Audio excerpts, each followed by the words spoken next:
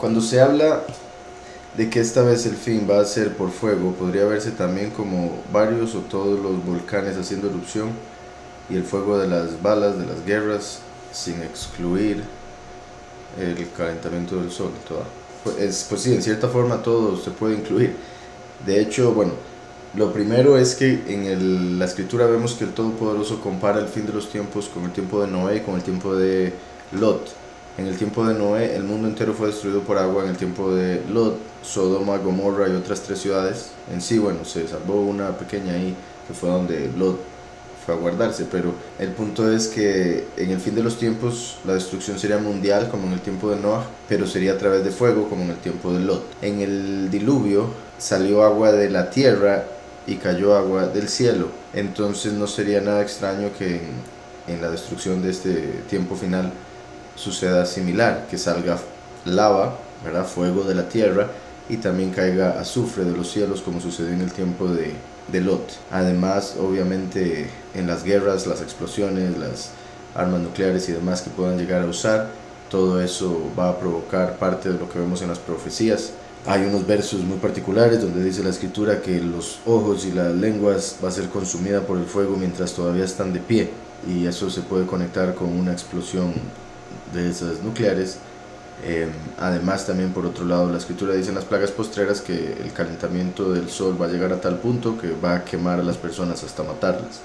Entonces sí hay muchas formas en las que se va a cumplir el juicio a través de fuego, además del espiritual, que viene siendo la prédica de juicio, la prédica que confronta la rebelión de la congregación, la rebelión en sí del mundo.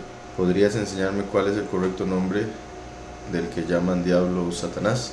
En sí, ese es el que sí tiene muchos nombres.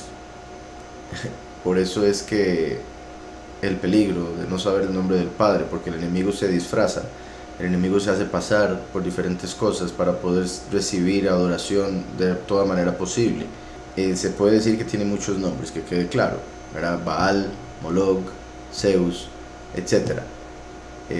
Nombres que vemos en la escritura, ¿verdad? Está Baal, está Kium, está Renfam y otros, un par más. Pero en lo que respecta, como pone acá, los nombres verdaderos, vemos, bueno, hay otros escritos donde aparece que el primer Satán, porque como ya he explicado, en realidad hay 3 Satanes. El primero, el nombre que llegó a tener al caer fue Samael, el nombre del segundo Heilel y el nombre del tercero Azazel. Esos son los 3 ángeles caídos que se convirtieron en satanes, en sí, en enemigos de la humanidad, en obstáculos para que el hombre tenga problemas para alcanzar el reino. Por eso Yahushua viene y nos enseña, además de abrir el camino, la puerta, nos enseña a través de su Ruach, de su espíritu, que nuestra guerra no es contra carne y sangre, sino contra principados y potestades y demás. Nuestra guerra es contra esos satanes y contra todos los ángeles que les sirven. Samael es el nombre que quedó de uno que también es llamado Belial, que también es llamado, él pensaba llamarse Yaldabaoth según escrito, y llegó a ser llamado también Saclas. Se llamaba originalmente, al menos en los cielos, Ariel, porque tenía forma de león, era como una mascota para el poderoso, por decirlo de alguna manera. Después está Heilel, que según algunos que lo adoran, el nombre de Heilel viene siendo una canción, no necesariamente una palabra o pues un título con significado, sino sonidos con melodía. Según algunas personas, repito, que se consideran luciferianos, repito, el nombre que le puso Yahweh, diciendo que le había dado una luz y se ensoberbeció, como dice la escritura, se llegó a creer demasiado, llegó a volverse soberbio por esa luz que tenía. Entonces Yahweh lo llama lumbrera tonta o lumbrera soberbia, o hay diferentes traducciones que se le pueden dar a ese nombre. En otro escrito, en el libro de Enoc, por ejemplo, aparece que la serpiente o el ángel que se pareció como una serpiente a Eva se llamaba Gadriel. Entonces ese sería otro nombre, a menos de que haya sido un emisario del mismo Heilel. Pero lo curioso del nombre Gadriel es que después vemos en Isaías 65:11 que Heilel, el poderoso de este mundo, es llamado también Gad y adorado por las personas que se revelaban a Yahweh. Isaías 65:11, el poderoso de la fortuna.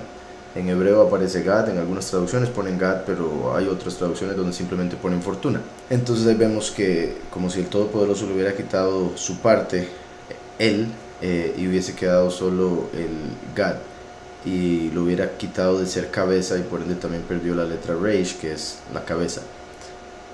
Como Yahushua, que con su muerte, con el sacrificio de Mashiach, destruyó la cabeza de Satanás, como estaba profetizado en Génesis 3:15, que la semilla de la mujer destrozaría la cabeza de la serpiente, bueno, de la semilla de la serpiente. El otro, Azazel, se llamaba originalmente Azael, pero por su caída el nombre poderoso fue cortado de la palabra Az, que quiere decir fuerza en hebreo. Entonces la fuerza del poderoso fue cortada de él, entonces pasó de ser Azael a ser Azazel. Y también es llamado por otros nombres en otras naciones, en otras diferentes culturas. Entonces, en lo que respecta a esto, en sí hay muchos nombres, ahí dije como los principales. Mi pregunta es, ¿con cuál personaje o personajes de la escritura se podría decir que mejor representa al testigo como Eliyahu para usted? Bueno, pues obviamente Eliyahu es el principal. Segundo está Caleb, cuando va como espía con Yahushua, el sucesor de Moshe. Cuando van de espías a la tierra prometida, Caleb representaría ahí a Eliyahu.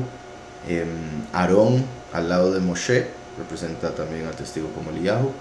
Obviamente Juan el Bautista, en cierta forma, o sea, sabemos que es Eliyahu, pero no es como que sea un reflejo de lo que va a ser el testigo como Eliyahu, porque la primera, o sea, la venida de Juan el Bautista y la venida del Eliyahu de Malaquías 4, en el fin de los tiempos, tiene dos, por decirlo así, dos ministerios diferentes, o dos formas de manifestarse diferentes.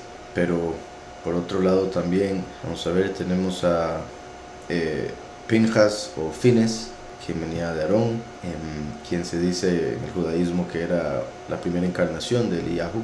Y de fijo hay unos cuantos más. Por ejemplo, bueno, ahora acabo de decir Fines, que Fines después fue con Caleb a ver Jericó, y ahí fue donde entraron a la casa de Rahab. En esa ocasión Caleb representa al testigo como Moshe y Pinjas a Eliyahu.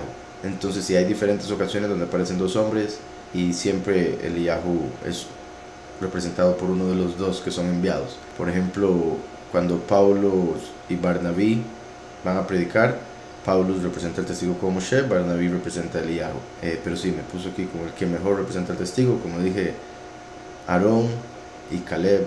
Pero sí, sin duda hay otros. Repito que, buenas noches, estuve en la iglesia mesiánica, y ahí el Homer día a día se contaba con una moneda diaria, lo que uno determinara. ¿Es correcto eso? ¿Y qué ofrenda se presenta al llegar al día 50? En sí, en la escritura vemos dos cosas. Una, que durante esos días se contaba el Homer, que en sí se refiere al grano que se iba recogiendo para llevar de ofrenda a la congregación, o sea, al templo. Quizá por eso es que en esa iglesia mesiánica lo piden de esa manera, como una forma representativa. Por otro lado, en la escritura también vemos de que el pueblo, cuando se hacía un censo, o cuando había que contarlos a ellos, tenían que llevar una moneda de medio shekel. Entonces, al llevar la moneda de medio shekel, se daba a entender, por un lado, el hecho de que, bueno, pero en este caso estoy contando esto, es similar a lo que me menciona.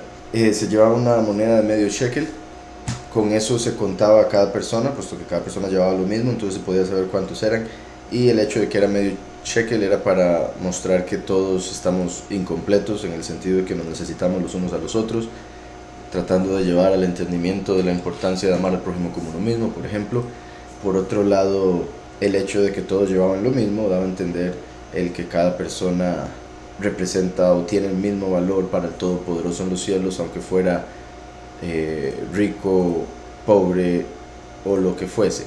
En el día de Shavuot, ¿verdad?, conocido como el día de también Pentecostés, por las 7 semanas que se cuentan, son 49 días, más el día que viene a continuación de esas 49 sería el día 50, por eso Pentecostés, también Shavuot, porque se cuentan 7 semanas. En lo que respecta o sea, la fiesta, lo que vemos en la escritura, se daba una ofrenda de la cosecha de trigo, mezclada con harina, En este caso ya para Shavuot sí se incluía la levadura, porque en lo que vemos de Pesach, que no se podía dar levadura, o sea, es la fiesta de Matzot conectado con Éxodo, pero tiene que ver con Yahushua, de cómo él murió sin pecado, sin la levadura de los fariseos que los llevó al punto de rechazar al Mesías mismo y matarlo. Entonces por eso el tiempo de Matzot tiene que ver con la hipocresía que debemos sacar de nosotros, la levadura de los fariseos, la soberbia y todo eso, que nos puede dejar ciegos. Pero en Shavuot tiene que ver con dos cosas. En el sentido positivo, el que se utilice levadura es porque se habló de la fe como la levadura también.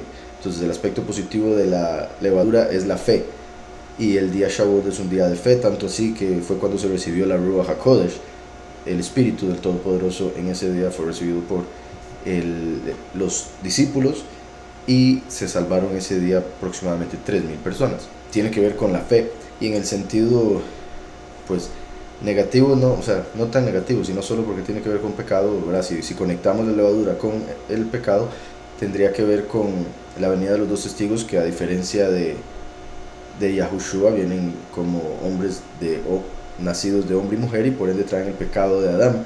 Por eso, como he hablado, el último viene como hijo pródigo. Y curiosamente en Shavuot se daba una ofrenda, o se presentaban 2 panes, en este caso con levadura, como representando a los 2 testigos. También a las 2 partes del pueblo, a los israelíes, a los gentiles, etcétera, etcétera. Entonces se traía la ofrenda de trigo con harina, aceite de oliva, y de ahí se horneaban los 2 panes que acabo de mencionar. Y esa era la única ofrenda que contenía, repito, era levadura. Y es por las 2 cosas que acabo de mencionar, además de obviamente por muchas otras que llegaremos a conocer más adelante. Con respecto a una moneda, o llevar una moneda en sí, en el día de Shavuot, pues no lo recuerdo de la escritura, pero como le digo, me parece que es una forma representativa de lo del censo, el shekel, medio shekel, de cómo llevaban una ofrenda de trigo, pero en este caso, ¿verdad?, no les van a pedir trigo en la iglesia, entonces llevan en ese caso una moneda.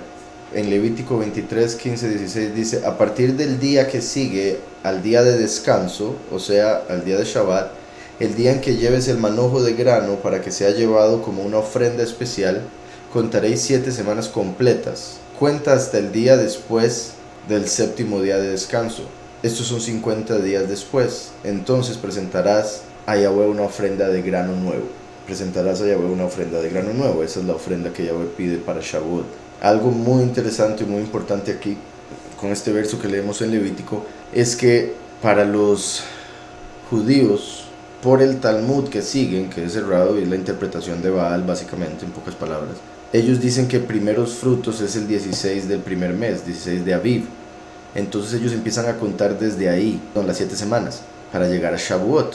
Curiosamente, Yahushua vino a cumplir todas las fiestas, y Yahushua se presentó ante el Todopoderoso resucitado como primeros frutos. Entonces, si el 16 fuese, como dice el Talmud, no la escritura, entonces Yahushua tendría que haber resucitado el 16, pero en ese caso solo hubiese estado un día o menos en la tumba, entonces no hubiese cumplido lo de estar 3 días y 3 noches. Sin embargo, Yahushua resucita y está listo para presentarse ante el Padre como primeros frutos el primer día de la semana, según lo que vemos en Juan, cuando Miriam llega un primer día de la semana a ver a Yahushua, la tumba, según ella muerto, y se encuentra con que está con vida. Entonces, Yahushua vino a cumplir las fiestas y por algo resucitó para presentarse como primeros frutos un primer día de la semana, para mostrarnos que ese es el día de primeros frutos. Y no para mostrárnoslo porque ya está escrito, pero vino a cumplirlo y confirmárnoslo para aquellos que puedan ser confundidos por el hecho de que los judíos dicen que la fiesta se cumple otro día, porque si se empieza a contar a partir del 16, entonces Shavuot queda 3 días antes. Y la razón por la que ellos lo interpretan así es porque aquí vemos que dice al partir del día que sigue al día de descanso, o sea, el día Shabbat según el hebreo. Las fiestas en Levítico 23 son llamadas Shabbat. Entonces, no solo el 7º día de la semana es un Shabbat, sino que también las fiestas son llamadas Shabbatot o Shabbat. Aquí los judíos interpretan que se refiere a la fiesta del 15, la fiesta de Matzot, entonces dicen el 16 es primeros frutos, porque es el día después del Shabbat.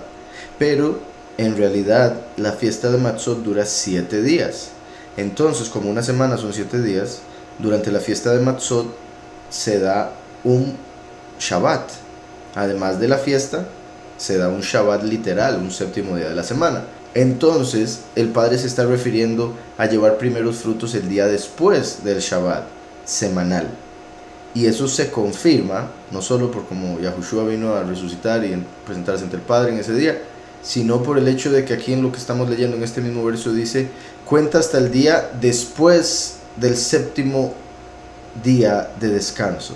Entonces Shavuot es el día después del séptimo día de la semana, que es llamado Shabbat. Ahí mismo lo muestra. Y eso solo para cerrar. ¿Por qué aparece tanto el número 7 en la Biblia? ¿Qué significa el 7?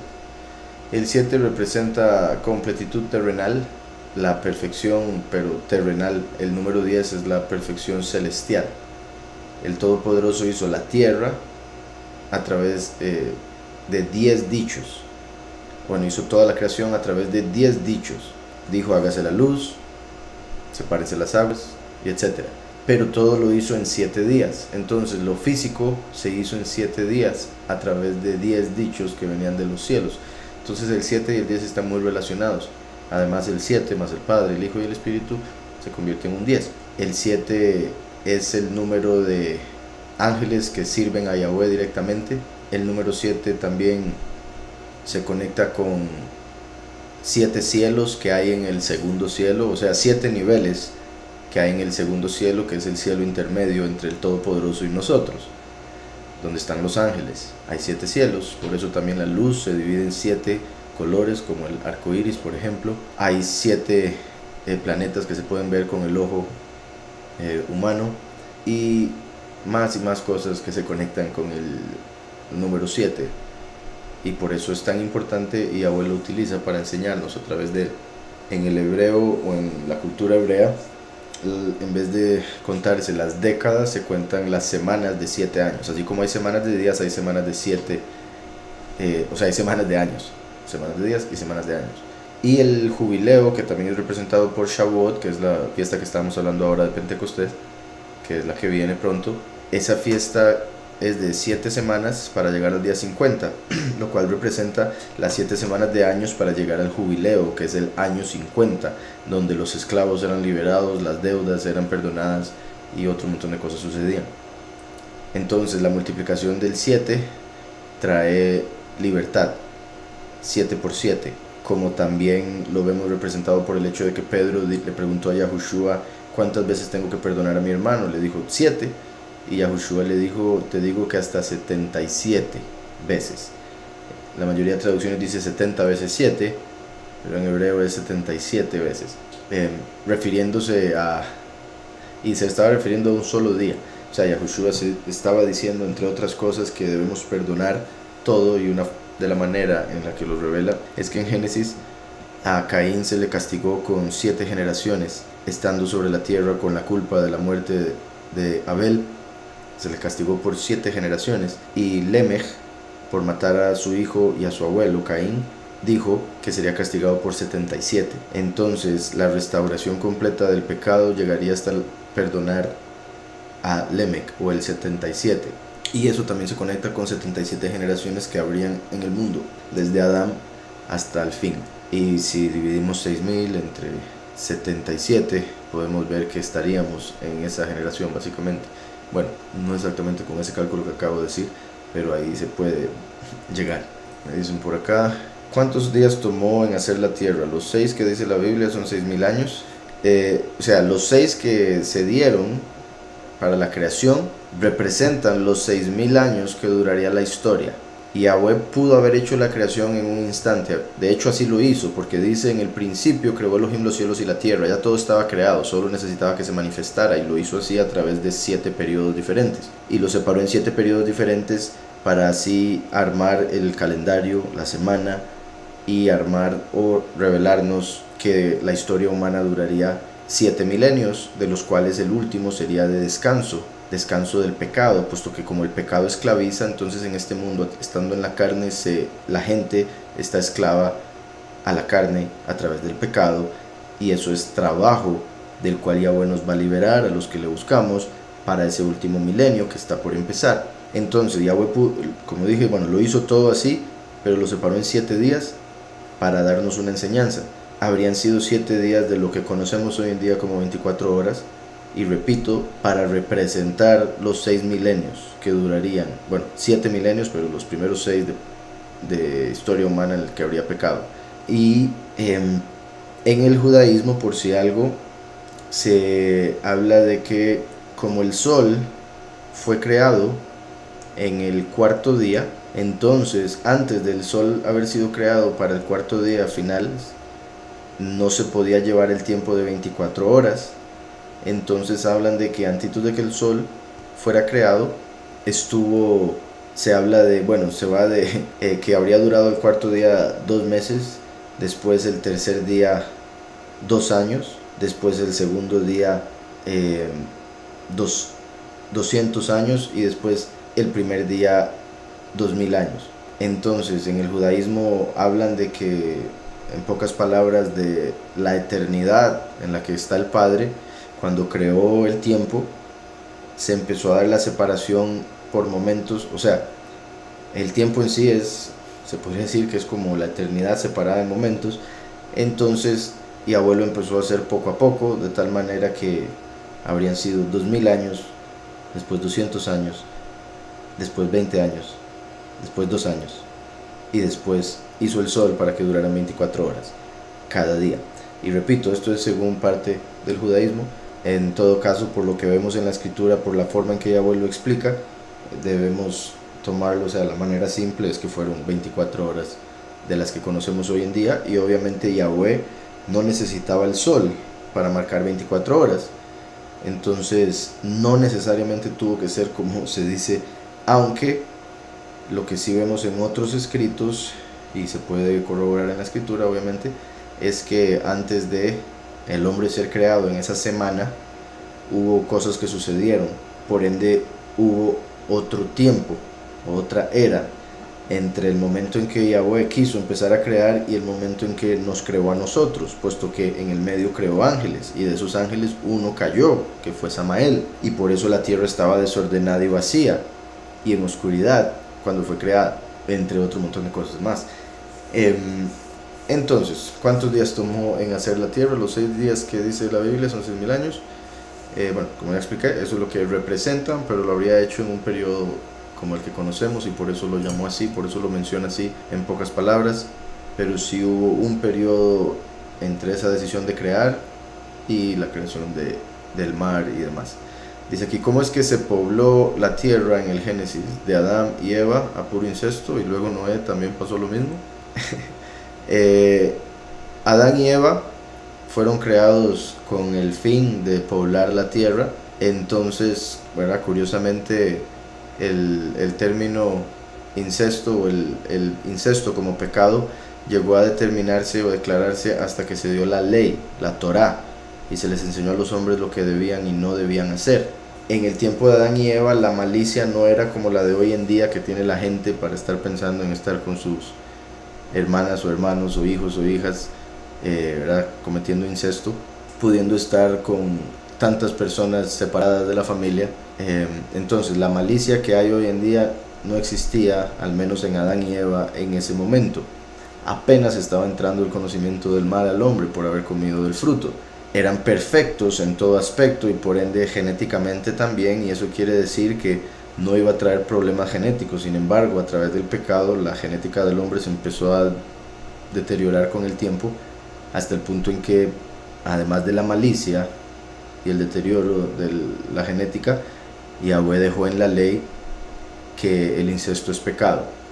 Pero Adán y Eva estuvieron juntos para traer a Abel, Caín. Obviamente Adán y Eva estando juntos no sería incesto, pero me imagino que usted, no sé si lo está diciendo así porque verdaderamente quiere una respuesta, pero fue después cuando Caín y Abel, bueno, según algunos escritos, Caín nació con una gemela, Abel nació con una gemela, iban a casar a la gemela de Caín con Abel y la gemela de Abel con Caín, pero Caín no quiso eso, y eso fue parte de las razones por las que odiaba a su hermano. Entonces Caín tomó a su propia hermana y se fue. Y por eso vemos que conoció a su mujer cuando se alejó. Conoció a su mujer en el sentido de que tuvo relaciones con ella, y de ahí vino el hijo que le llamó Enoc. Después, cuando nace Set, Set se casa con la hija que había quedado con la hermana de Abel. Entonces ahí vemos que había una separación clara entre Set y la mujer con la que se casó, que no había entre Caín y la mujer con la que se casó, y por eso también la maldad, entre otro montón de razones, ¿verdad?, por las que vino tanta maldad de Caín. Por otro lado, me pregunta por Noah. Con Noah no, con Noé tenía su esposa y sus 3 hijos tenían sus 3 esposas. Entonces cuando pasó lo del diluvio, llegaron al otro lado, en Ararat, y estuvieron con sus respectivas esposas. En el caso de Noah no, por diferentes razones que se dieron, pero sus 3 hijos estuvieron con sus esposas, y de ahí vinieron todas las naciones. No era necesario que estuvieran con hermanos o hermanas, puesto que ahí ya cada uno tenía sus esposas, y al tener sus hijos iban a poder casarlos entre ellos, que no eran hermanos. Entonces cada vez más se iba separando esas uniones que en el inicio fueron necesarias para poblar la tierra, y que, repito, no había ni el deterioro genético ni el mental como para que hubiese tanta malicia. Dice por acá: según las escrituras, ¿es permitida o no la masturbación? Ya que hasta los médicos y los psiquiatras afirman que es una necesidad. Ya que hasta los médicos y los psiquiatras. Bueno, los médicos y los psiquiatras ahorita están diciendo que se ponga la vacuna. Entonces hay que entender que no se les puede creer todo a los médicos y psiquiatras, puesto que muchos de ellos lo hacen solo por el dinero o por otras razones lo que hacen, y por eso, por otro lado, también están enfocados en solo la carne, porque no creen en lo espiritual. Por eso psiquiatra en vez de buscar a Yahweh, y el médico, que la mayoría se les enseña, se les inculca que no crean en lo espiritual, los milagros y cosas así. Entonces es de comprender que piensen en eso en una forma completamente física. Ahora bien, la escritura dice que con solo ver a una mujer con deseo en su corazón, pensando en estar con ella, ya se pecó en el corazón. Y cuando una persona se masturba, de fijo está pensando cosas similares. En el caso de un hombre, está botando la semilla, como lo vemos en Génesis 38, y por ende no se va a multiplicar, como también dice la escritura que es un mandamiento. Está llenando su mente de suciedad, puesto que, verán, la mayoría o en muchos casos se utiliza pornografía, o si no se utiliza la mente para pensar en todo lo que se pueda, como adulterio, fornicación y demás cosas que traiga esa lujuria, que provoca el sentimiento de necesidad de hacer eso, porque obviamente se puede volver como una adicción. Lo es para mucha gente, o sea, para mucha gente es una adicción, tanto la pornografía como el masturbarse, pero obviamente van de la mano, pero en sí el que pueda ser una adicción, que también, como he mencionado en otros momentos, es curioso que tristemente por la internet esa adicción se puede, no puedo decir satisfacer, porque ese es el punto de la adicción, que nunca están satisfechos, pero a través de la internet de una manera gratis, a diferencia de otras adicciones que se necesita dinero, y eso hace que sea muy llamativo para mucha gente, muchos jóvenes y demás, que se llegan a hundir en eso y hundir su mente en eso a tal punto que no pueden verdaderamente pensar en cosas que importan, o cuando las piensan se desconcentran por estar pensando en otra después, como por ejemplo en este caso, ¿verdad?, hablando con respecto a los hombres, estar pensando en tener relaciones sexuales, en estar con una mujer, o lo que sea que piensen la gente de hoy. Entonces, en la escritura vemos eso de botar la semilla como algo negativo, incluso hasta el hecho de emisión nocturna. La escritura habla de que eso vuelve impuro el cuerpo. La escritura manda también, ¿verdad?, a multiplicarse, por ende el matrimonio y demás. Y como dije, se puede adulterar o fornicar con la mente, y eso es principalmente lo que se hace cuando se da el acto de la masturbación. Ahora, en el aspecto médico, los médicos dirán que el cuerpo necesita descargar eso, pero en realidad el cuerpo tiene naturalmente una forma de hacerlo, y es por eso que la escritura habla de las emisiones nocturnas que volvían impuro el cuerpo, y por eso el hombre necesitaba hacer una inmersión si sucedía mientras dormía. Entonces el cuerpo tiene una forma de protegerse con respecto a ese punto. No le va a pasar nada malo. Y en lo psiquiátrico, repito, o sea, se puede poner peor con todas las imágenes y películas que pueda meter en su cabeza, todas las historias que se pueda meter, toda la lujuria que pueda meter en su corazón y albergar ahí al tener tanto deseo por eso. Entonces, mejor el buscar al Todopoderoso y a través del Todopoderoso buscar una relación en la cual se pueda tener de una manera correcta, apartada, pues la relación sexual con una esposa o con un esposo, dependiendo del caso, y así satisfacer verdaderamente esas necesidades que pueda tener la persona en ese aspecto, ¿verdad? Entonces, me decía, según las escrituras es permitida o no la masturbación, ya que hasta los médicos y los psiquiatras afirman que es una necesidad, y los enfermos mentales no olvidan dos cosas fundamentales: comer y masturbarse. Imagínense, eso lo dice todo. Si los enfermos mentales no olvidan nunca masturbarse, ¿qué dice eso de la masturbación? Ahí en su propia pregunta está la respuesta. Es de cuidado. Dice aquí, ¿cómo hoy en día puedo hacer sacrificio de gratitud? Pues bendito Yahweh, por ejemplo, bueno, digamos, la escritura habla de sacrificio de alabanza, es confesar su nombre. Entonces, darle toda a Yahweh, por ejemplo, es un sacrificio de gratitud, puesto que está haciendo un sacrificio de alabanza, confesando su nombre, y le está dando toda al verdadero nombre por todo lo que Él le da. Obviamente, no hay nada físico que le podamos dar al Todopoderoso. Él lo creó todo, todo es de Él, y puede crear cosas nuevas si necesita algo, si quiere. Obviamente no necesita nada, simplemente lo digo para entender ese punto. Pero en lo que respecta, digamos, como me lo menciona acá, se puede, digamos, si una persona está agradecida con el Todopoderoso porque Yahweh le ha bendecido con prosperidad X, entonces esa persona, al estar agradecido con el Todopoderoso, una forma de mostrar ese agradecimiento es ayudando con esa prosperidad que tiene a personas con necesidad que los rodeen, ya sea principalmente o primeramente familiares y después los de afuera de casa. Una forma de darle toda a Yahweh es dando parte de lo que Él nos ha dado, que es lo que se le llama eso, sacrificando, como agarrando eso que Él nos ha dado y entregándolo a otro que lo pueda utilizar, que le pueda ayudar, que le pueda salvar, a pesar de que la carne siempre nos va a decir que lo necesitamos, que no soltemos nada, que esto, que lo otro, sea lo que sea.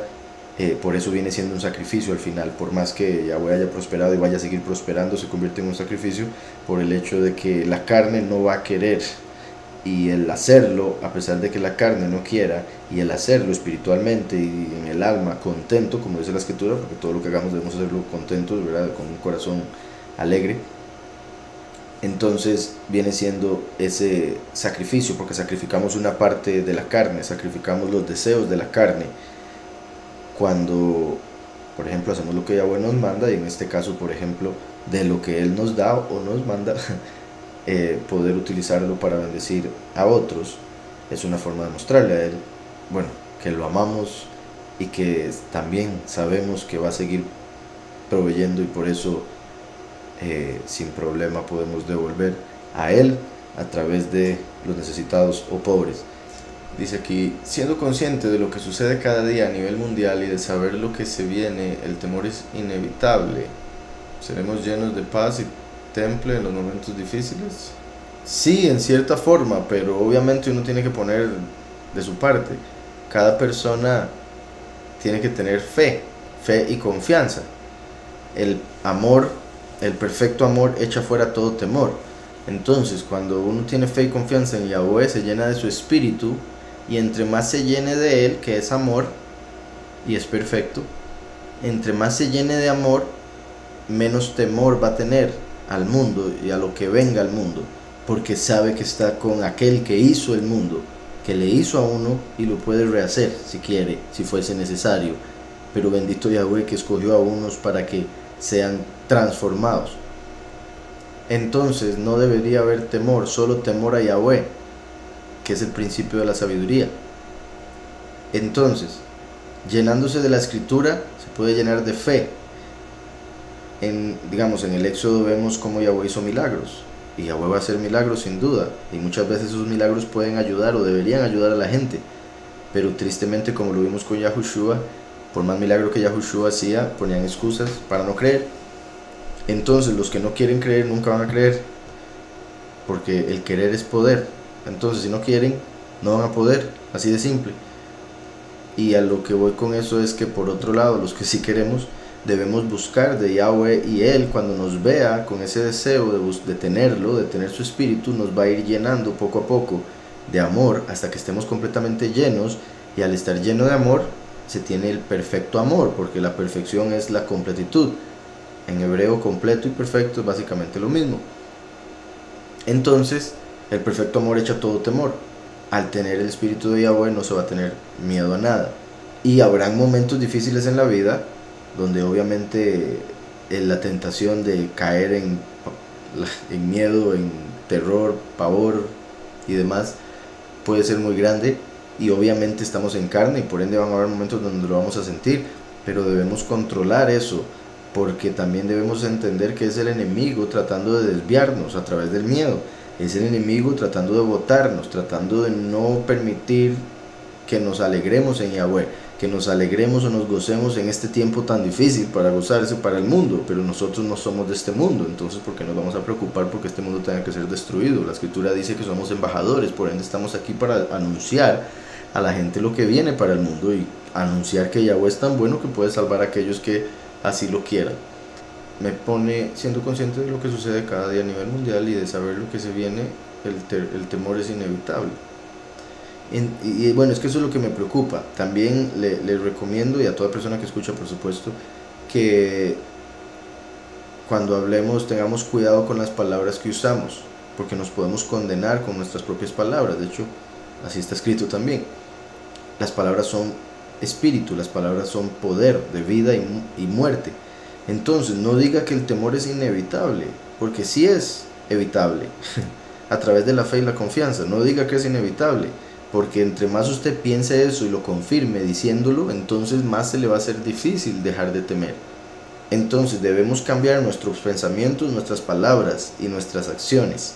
Al cambiar nuestras acciones ya no va a venir culpa, ya no va a venir el que el enemigo nos venga a acusar, y si viene a acusarnos vamos a tener la tranquilidad de que hemos estado sirviendo al Padre con toda la capacidad que nos ha dado hasta el momento, y por ende el enemigo no nos puede acusar porque Yahushua ya nos limpió. Limpiando nuestras palabras no nos vamos a estar amarrando o confesando cosas para nuestra vida que después nos vayan a afectar aún sin darnos cuenta.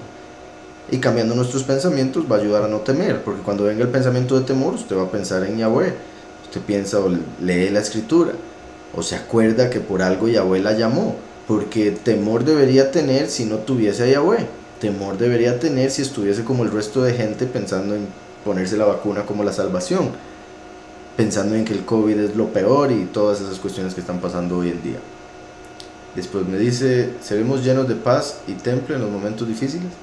La escritura dice, el que persevere hasta el fin, ese será salvo. Si Yahweh nos llenara de fuerzas de la nada, no sería justo ser salvos, porque Él nos estaría dando todo, en el sentido de que nosotros, repito, tenemos que poner de nuestra parte. Debemos esforzarnos, debemos perseverar en Él, aunque se vea difícil alrededor, como dijo David, caerán 1000 a un lado y 10.000 al otro lado, pero a mí no llegarán. Entonces debemos confiar en la escritura y perseverar sin importar lo que se ve alrededor, porque nosotros caminamos por fe, no por vista. Entonces no importa lo que se vea, es la fe la que nos hace caminar e ir hacia adelante. Espero eso esté claro. Dice, seremos llenos de paz y temple en los momentos difíciles. Repito, Yahweh nos llena si nosotros queremos ser llenos, si le buscamos, si le hacemos caso, si practicamos lo que nos manda. Entonces en ese aspecto sí, nos va a llenar por supuesto de paz y temple, como Yahushua mismo nos dijo, mi paz os doy, mi paz os dejo.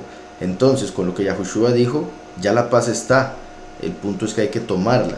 Entonces no es como que Él tenga que mandar paz extra, la paz está disponible, la paz está en Yahushua, la paz que sobrepasa todo entendimiento. Entonces entre más se llene de amor, más paz va a tener, y menos la gente que está a su alrededor va a entender por qué tiene paz.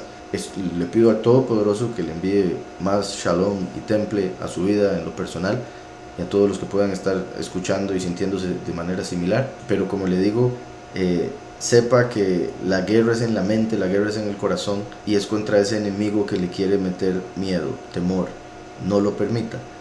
Yahweh está con usted, y como está escrito, el que está en nosotros es más grande, más fuerte que el que está en el mundo, y somos más que vencedores a través de Yahushua HaMashiach. Dice Koresh, ¿de dónde es un Elohim? Elohim quiere decir poderosos, es un título que también se puede utilizar para ángeles, o sea, se utiliza en la escritura para referirse a los ángeles y referirse a los hombres con autoridad en el mundo, con mucha autoridad y que son, por ejemplo, jueces también. Entonces el título Elohim está conectado con juicio, con autoridad, con poder, con fuerza. Y repito, como es un título, aparece en la escritura mencionado para varios tipos de personas o seres, pero en la escritura lo que sí vemos claramente es que principalmente se refiere al Todopoderoso, de quien viene todo poder, por eso en plural y por otras razones, porque está Yahweh y a su derecha el Hijo, Yahushua, por ende Elohim, plural. Ahora me pone, ¿de dónde vino Elohim? Si se refiere al Todopoderoso Yahweh, pues de ningún lado, porque si hubiese algún lado donde él haya venido, ese lado lo contendría, ese lugar lo contendría, y por ende él no sería Elohim verdaderamente, o no el Elohim de los Elohim. Y Yahweh es todo lo que existe, y él creó todo lo que nosotros estamos experimentando, viviendo. Él permite obviamente el mal de este mundo, y digo obviamente porque se ve mal en este mundo, entonces es obvio que existe el mal, pero lo permite Yahweh por el libre albedrío de los hombres, que si quieren hacer mal, él se los ha permitido, después les va a juzgar, porque para eso fue este mundo, para determinar quiénes pueden pasar al otro mundo y quiénes no, según las libertades que Yahweh les regala. Entonces, Yahweh fue el que hizo el tiempo y el espacio. En el principio creó Elohim los cielos y la tierra. En el principio, tiempo, creó Elohim los cielos, espacio, y la tierra, materia.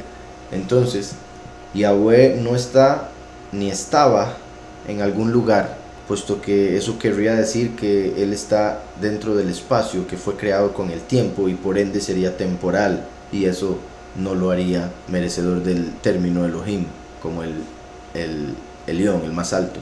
Él es omnipresente, el espacio no lo contiene, por ende él no vino de ningún lado. Él es todo lo que hay, y todo lado existe dentro de él, quien se contrajo para que pudiésemos existir, contrajo su luz para que existiese la oscuridad, y etcétera, etcétera, etcétera, de cosas que ya he dicho por acá. Entonces puede ver otros dos programas, cualquier cosa, si quiere ir más a fondo con eso que pregunta. Podría explicar Nehemías 9 del 1 al 5. Dice: el día 24 del mismo mes se reunieron los hijos de Israel para ayunar, vestidos de ropas ásperas y cubiertos de polvo.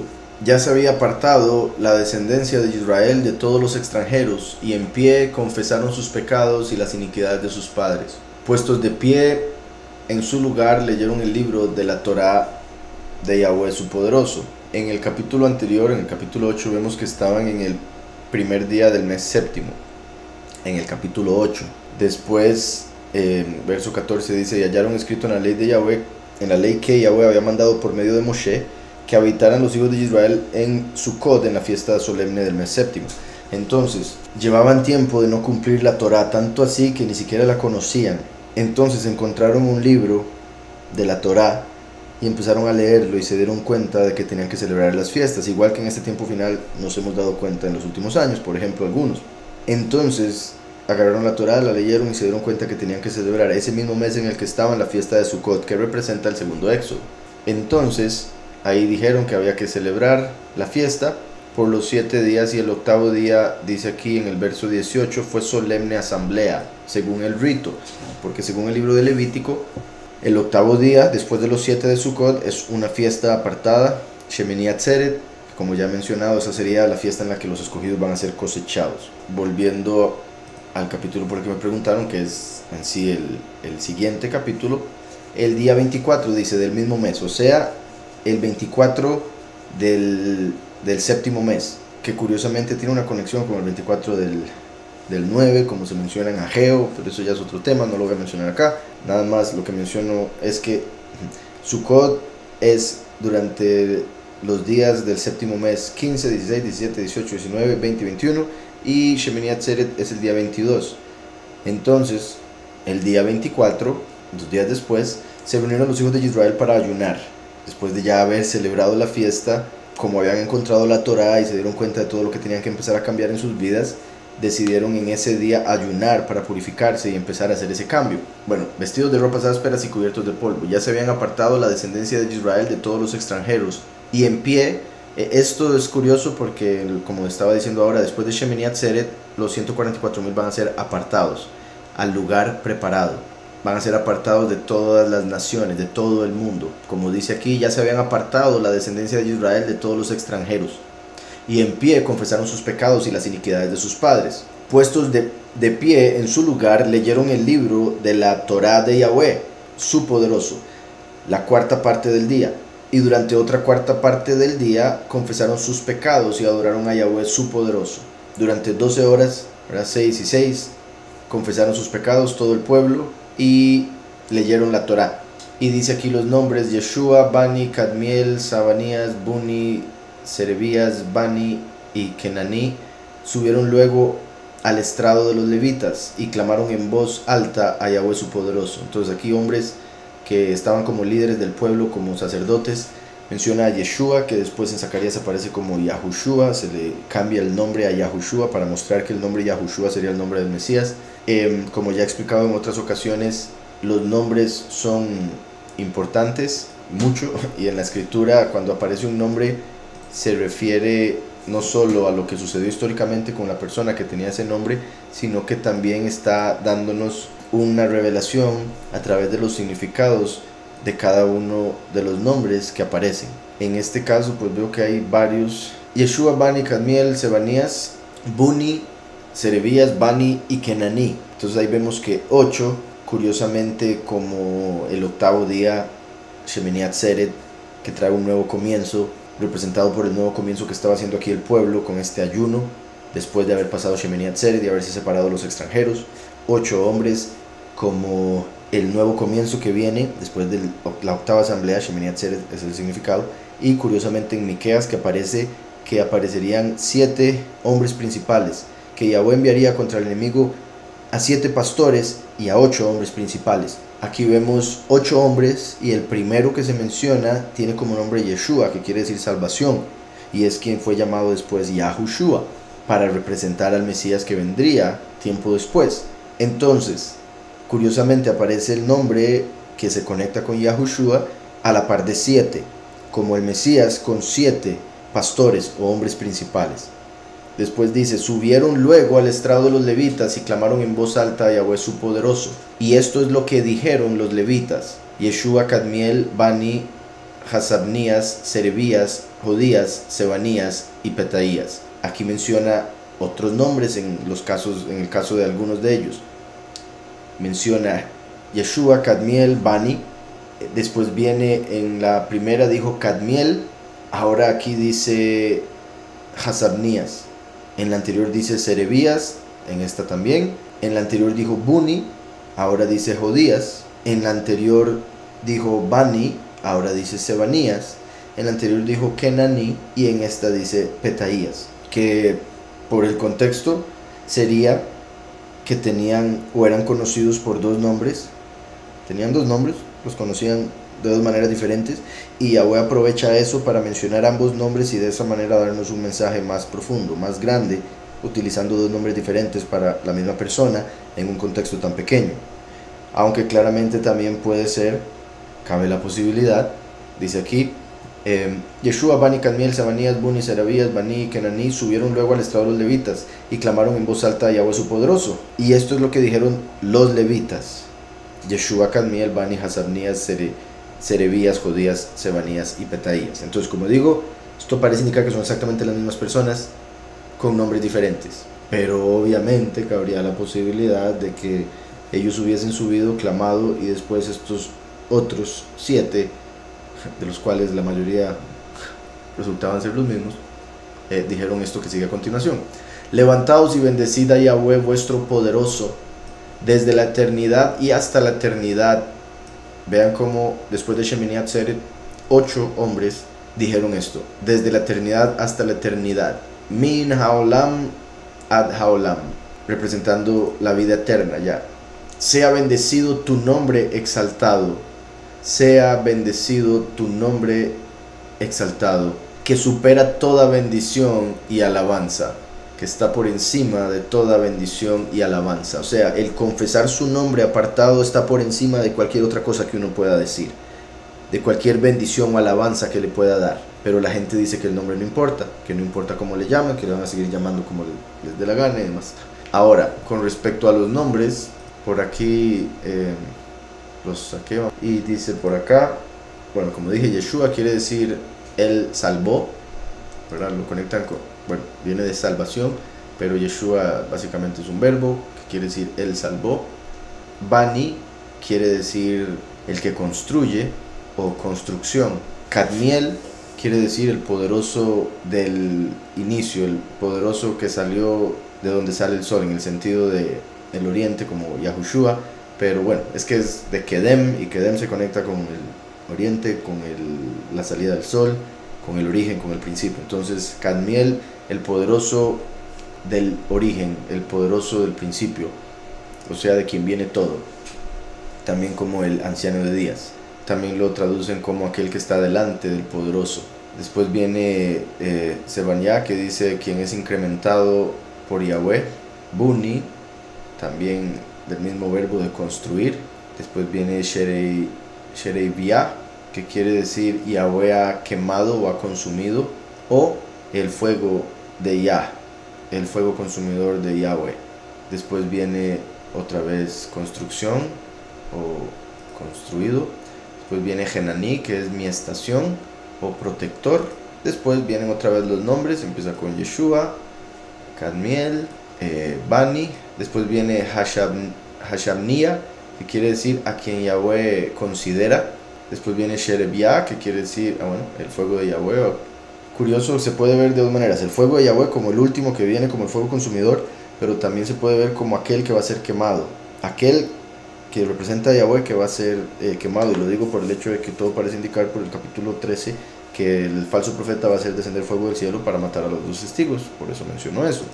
Después viene el nombre Jodiah, que quiere decir la majestad, mi majestad es Yahweh, o la majestad de Yahweh, la alabanza de Yahweh. Después viene Shebaniah, que ya lo había mencionado, incrementado por Yahweh. Y por último dice Petayah, que quiere decir liberado por Yahweh, o a quien Yahweh liberó o le abrió las puertas, básicamente. Entonces, viendo el mensaje rápidamente, diciendo todos los nombres, aquel que salvó, que es Yahweh a través de Yahushua, es quien construyó o quien construye el templo de Yahweh, que son la congregación, los 144,000 principalmente. Los muchos son los recipientes en los que se hacía el servicio del sacerdocio dentro del templo. Los pocos son el cuerpo, los muchos son la sangre. El que salvó en la primera venida construye el templo al ser resucitado. Como dijo, destruyan el templo y yo lo levanto en 3 días.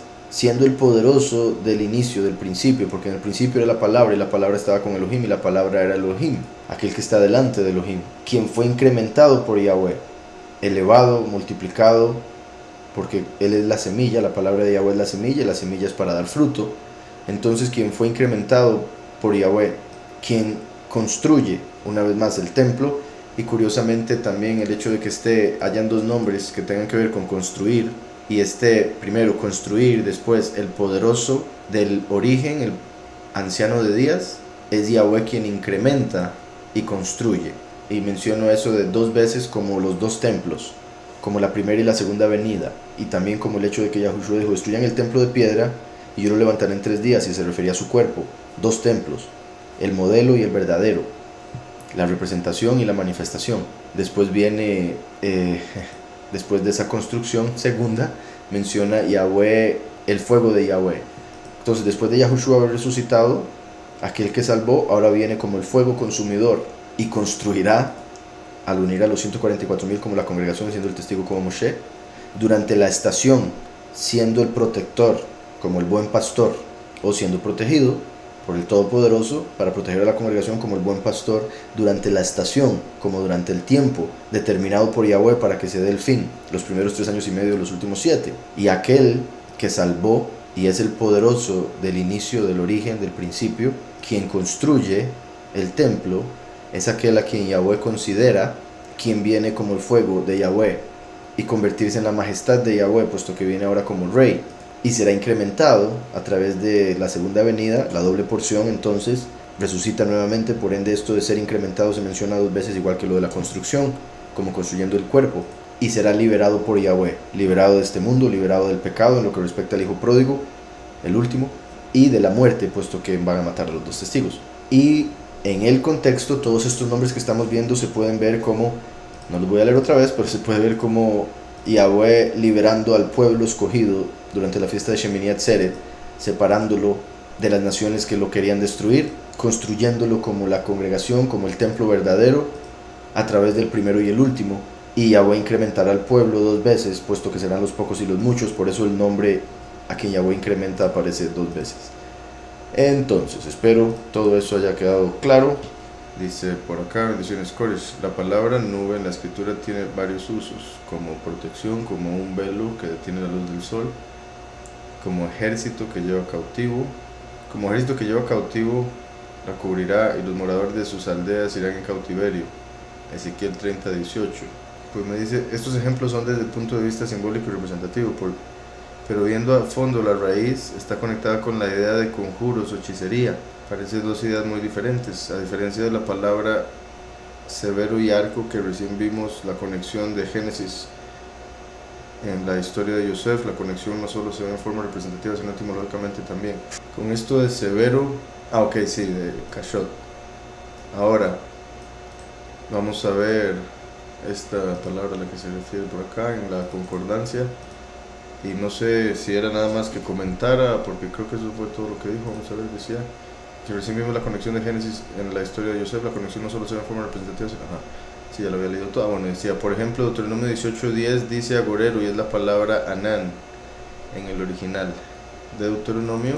Y bueno, en este caso, sí, buen punto. Por un lado, es curioso como el último, ¿verdad? Puesto que Yahweh dice que viene con las nubes o en una nube, viene como ladrón en la noche, es el profeta, pero no va a declararse profeta, y más bien la gente lo va a odiar, y nada raro que le pongan el título de brujo o algo eventualmente, ¿verdad? Cuando se dé todo lo que se va a dar a través de los primeros 3 años y medio que vemos en Apocalipsis que predica. Y obviamente los brujos, los hechiceros, una de las cosas que hacen es nublar la mente de las personas que los siguen con sus hechizos, les ponen un velo. Entonces esa sería la conexión entre nube y la mentira de la brujería que los nubla. En Deuteronomio 18:10 dice, no sea hallado en ti quien haga pasar a su hijo o a su hija por el fuego, ni quien practique la adivinación, ni agorero, ni sortílego, ni hechicero. Y la palabra ahí sería agorero, meonein, me imagino que es a la que se refiere, ¿verdad? Puesto que ahí está como la raíz, sería, ¿verdad?, anán, pero aquí aparece como meonein, y repito, es la que traducen como agorero. Ahora, yendo a anán en la concordancia H6049 o 6049, dice por acá que lo traducen 5 veces en la escritura como los que observan los tiempos, 2 veces como alguien que pronostica cosas, una vez como alguien que, bueno, como traer, una como hechicera y una como encantadora. Aquí, verá, curiosamente, bueno, yo acabo de decir el aspecto como espiritual con respecto a la conexión que hay entre la palabra, los brujos y las nubes. Aquí en la concordancia mencionan otra conexión ya un poco más literal, que tiene que ver con el hecho de que ellos eran capaces, algunos de ellos, de traer nubes. Por eso traducen la palabra como trajer, y también como nube, y también conectado con brujo, porque los hechiceros tenían la capacidad de traer nubes, tapar los cielos, básicamente sería aquí a lo que se refiere, al menos lo que dice aquí en la concordancia. Bueno, también, ¿verdad? En esta misma concordancia que usted conoce, hermano, el que me envió la pregunta, salió, en la de Blue Letter aparecen 3 versiones de la concordancia, y en la tercera aquí ponen cubrir, o sea, que es un verbo, anán, sería Él cubrió. Hay varios verbos para cubrir, varios sinónimos, este sería uno. Entonces, así como los brujos cubren los ojos de las personas espiritualmente, nublan sus mentes, ellos mismos se alejan de Yahweh, por ende se cubren a sí mismos para que Yahweh no los vea. Obviamente Yahweh todo lo sabe y está en todo lado, pero el punto de su rebelión me refiero. En esa versión aparece, bueno, sí, cubrir y las nubes, porque las nubes cubren, ¿verdad? Obviamente eso es lo que hace una nube, cubre. Por eso Yahweh puso una nube para cubrir al pueblo durante el éxodo. Por eso el último viene como una nube, siendo cubierto por Yahweh, cubierto para que no lo reconozcan, y para cubrir a los escogidos, y va a ser llamado falso profeta o brujo, que es algo similar, ¿verdad? Un falso profeta está tratando de embrujar a la gente con sus falsas profecías. Y sí, la conexión, al menos que veo aquí en varias partes de la concordancia, es esa de ser capaces de traer cosas como nubes o cosas de la nada, como ¡puf!, una nube. Parecen incluir la que mencioné porque nublan la mente, no ponen mente, pero sí porque son capaces de nublar figurativamente o de actuar encubiertamente al practicar magia. Entonces, por eso todas las conexiones que hay de esa palabra con esos dos términos, nube y hechicero, agoré, como parecía ahí.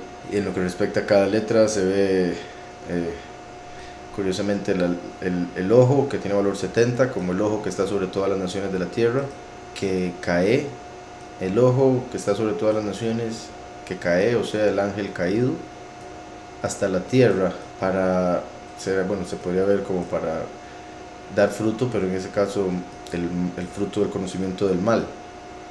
Y lo digo por las tres letras que trae, una Ain y dos Nun. Nun está conectado con caer, está conectado con descender, cuando es la Nun, bueno, obviamente caer se desciende, pero la Nun final desciende debajo del renglón, y es una semilla también. Entonces hay varias conexiones que se pueden ver. Continúo, dice Primera de Juan 4, del 4 al 6. ¿Cómo saber empezar y terminar cuando toca predicar a alguien o se presenta la posibilidad o oportunidad? En Primera de Juan 4, del 4 al 6, dice: Hijos, vosotros sois de Yahweh y lo habéis vencido, porque mayor es el que está en vosotros que el que está en el mundo. Ellos son del mundo, por eso hablan de las cosas del mundo y el mundo los oye. Nosotros somos de Yahweh, el que conoce a Yahweh nos oye, el que no es de Yahweh no nos oye. En esto conocemos el espíritu de verdad y el espíritu de error. Entonces, según esto, con solo una vez que usted le hable debería ser suficiente. Ahora, obviamente hay personas que no están preparadas y la primera vez que usted le hable a la persona no le va a llegar, no va a absorber lo que usted le está diciendo, lo más seguro le va a rebotar o le va a entrar por un oído y le va a salir por el otro. Pero usted puede orar por esa persona, estar ahí para esa persona, ser un ejemplo para esa persona y volver a intentar cuando usted vea que Yahweh quizá le está dando la oportunidad, quizá por algo que la misma persona venga y le pregunte, ya que la persona sabría a quién acudir cuando pasa algo espiritual o cuando quiere conocer algo de la escritura o algo así. Entonces, una vez que eso suceda, aproveche y le puede predicar más y explicar la importancia de mantenerse en el Padre, no solo buscarle, ¿verdad?, cuando se necesite algo y cosas así, como hace la mayoría de la gente en el mundo. Repito los versos y explico un poco, y esto es el verso que mencioné ahora. Hijos, vosotros sois de Yahweh y los habéis vencido, porque mayor es el que está en vosotros que el que está en el mundo. Mayor es Yahushua que está en nosotros. Bueno, la Ruach HaKodesh que Yahushua nos dejó, que es la Ruach de Yahweh, y viene a través de la confesión del nombre del Hijo Yahushua, como dice Juan 14, 26. Al estar Yahweh a través de la Ruach en nosotros, el que está en nosotros es más grande, más poderoso que el que se encuentra en el mundo, que es Satán. Dice: y los habéis vencido, porque mayor es el que está en vosotros que el que está en el mundo. Ellos son del mundo, por eso hablan de las cosas del mundo. Claramente hay que recordar que uno en algún momento estuvo hablando de las cosas del mundo. Ahora, no quiere decir eso que una persona no pueda tener una conversación, digamos, de fútbol, porque ya es pecado. El problema es cuando la persona solo habla de eso, no tiene mente para otra cosa, porque ese es su Dios, el fútbol, o el trabajo, o el dinero, o las mujeres, o el alcohol, o etcétera, etcétera. Entonces las personas que son del mundo solo pasan hablando tonteras, y tontera tras tontera, y conversaciones vacías, solo para llenar el tiempo, solo para a veces parecer amable, ni siquiera porque haya interés, no porque haya amor, sino porque así han sido acostumbrados, y montones de cosas más. Por otro lado, nosotros, por lo que tenemos en el corazón, porque uno habla de lo que está en el corazón, si tenemos a Yahweh y le amamos a Él, vamos a querer hablar de Él, darlo a conocer, más a personas que amamos, más, o sea, en el sentido de personas familiares, personas cercanas. Y tristemente ahí es donde también hay mucho rechazo hacia lo que traemos en muchos casos, más que todo por el aspecto familiar, porque lo conocen a uno desde joven o niño, porque hay más confianza, entonces se atreven a decir cosas más negativas, más fuertes, más directas o ofensivas a veces. Entonces eso llega a enfriar a muchas personas o a entristecer a muchos, pero nosotros debemos continuar siendo ejemplo, sabiendo que Él es misericordioso y pidiéndole a Él que por favor le abra la mente a esas personas que vaya a poner en el camino de uno. Y como le digo, en algunos casos depende de la persona. Si usted ve que la persona simplemente no quiere saber nada del Todopoderoso, se le nota en sus acciones, en sus palabras, que eso debe, vea, por sus frutos los conoceréis. Entonces, si usted ve que la persona en realidad no quiere saber nada, entonces no le siga diciendo, porque más bien va a estar echándole perlas a los cerdos y él o ella va a terminar ofendiendo o blasfemando en contra del Todopoderoso por uno estarle diciendo. Pero por eso digo, hay que esperar las oportunidades cuando las personas tienen preguntas, cuando buscan del Padre, buscan de uno, quieren consejo, etc.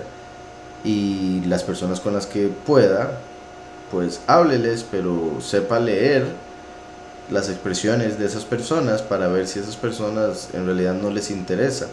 Si usted ve que dicen algo o en su cara se nota que lo que usted está diciendo les, como dicen por acá, les resbala, entonces mejor se queda callado para evitar montones de cosas. Decía, ellos son del mundo, por eso hablan de las cosas del mundo y el mundo los oye. Nosotros somos de Yahweh, del Todopoderoso. El que conoce a Yahweh nos oye, el que no es de Yahweh no nos oye. Hay gente que no conoce a Yahweh como Yahweh, pero conoce el amor, conoce la justicia. Entonces cuando uno le habla de la verdad, eso le conecta con su corazón y después llega a darse cuenta que toda esa bondad que conocía o experimentaba, todo ese amor, etc., era Yahweh, el Creador, manifestándose a través de esos sentimientos y vivencias y demás. Nosotros somos de Yahweh, el que conoce a Yahweh nos oye, el que no es de Yahweh no nos oye. En esto conocemos el espíritu de verdad y el espíritu de error. Cuando uno le predica a alguien de Yahushua y esta persona se burla y otro montón de cosas que se dan, uno se da cuenta y, o sea, es obvio, pero cuando va empezando uno se tiene que dar cuenta de la diferencia entre el espíritu de verdad y el espíritu de error. El espíritu de verdad acepta a Yahushua, como dice el mismo Juan en otra de las cartas, o la misma. El que acepta a Yahushua va a aceptar la verdad, porque Él es la verdad. Pero el que tiene la mentira, por el espíritu de error que tiene, va a rechazar la verdad por más clara que sea, porque el espíritu de error que hay en ellos hace que vean el error como correcto y la verdad simplemente es demasiado confusa en sus mentes. Aquí voy en Deuteronomio 10:20 explicar lo de jurar en el nombre.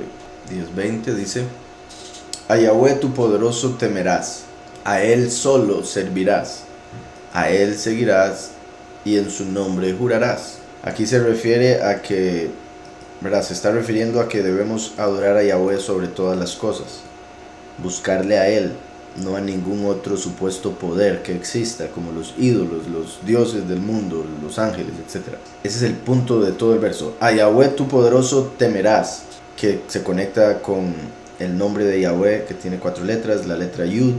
Curiosamente, temer empieza con Yud. A Él solo servirás, la letra Hei, que es la segunda letra. Una de las traducciones que se le da o significados a esa letra es heme aquí o he aquí, y eso es lo que dice un siervo, heme aquí o he aquí lo que pediste. Entonces se conecta, así como la Ruach también, que es el espíritu, es la voluntad de Yahweh, y le sirve como una esposa prudente a su esposo.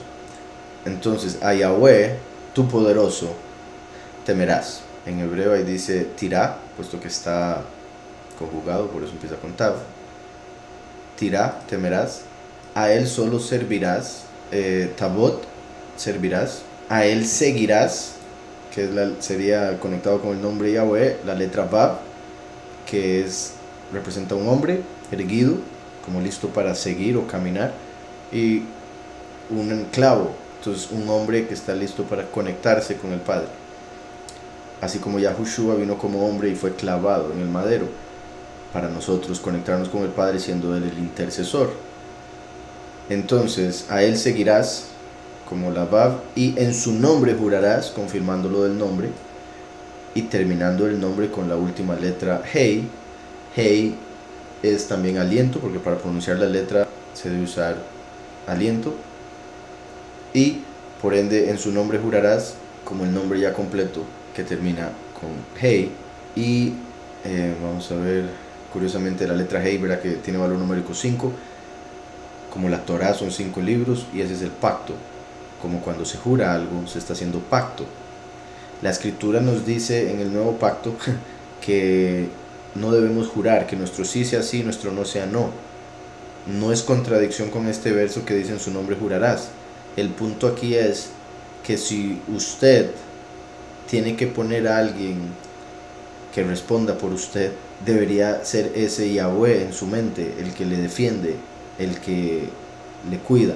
Pero en lo que respecta cómo funciona este mundo y la guerra espiritual en la que estamos, la estrategia que nos da el nuevo pacto es mejor no jure, que su sí sea sí, su no sea no, que usted sea tan buen o tan justo y tan verdadero, buen amigo, etcétera, etcétera, que si dice algo lo hace, y si no puede, dice que no, en vez de decir que sí para no quedar mal y después quedar mal y demás cosas que suceden. Entonces que su sí sea sí, su no sea no.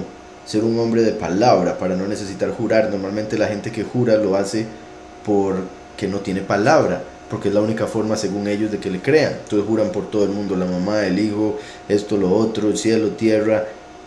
Pero aquí el punto es que Yahweh es el que nos defiende, Yahweh es el que responde por nosotros, Yahweh es el único poderoso que tenemos, porque es el único poderoso verdadero, el único poderoso vivo.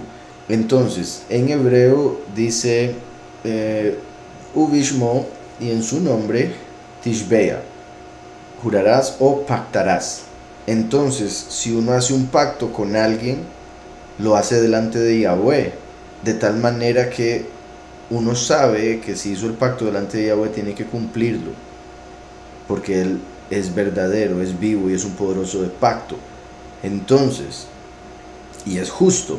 Entonces por eso lo que estaba mencionando ahora con que la escritura dice que mejor no juremos, porque una vez que uno jura, como Yahweh es justo y el pacto se hace bajo el poderoso justo, entonces el enemigo se encarga de buscar evitar que uno pueda cumplir el juramento, pueda cumplir el pacto, y al hacerlo y la persona romper el pacto, ahora está bajo acusación, bajo condena por haber roto ese pacto con el cual juró, por el cual juró en el nombre de Yahweh. Espero haya quedado claro. Manuel, bendiciones. Dice, ¿los siervos de Yahweh eran las mismas personas que eran sus apóstoles?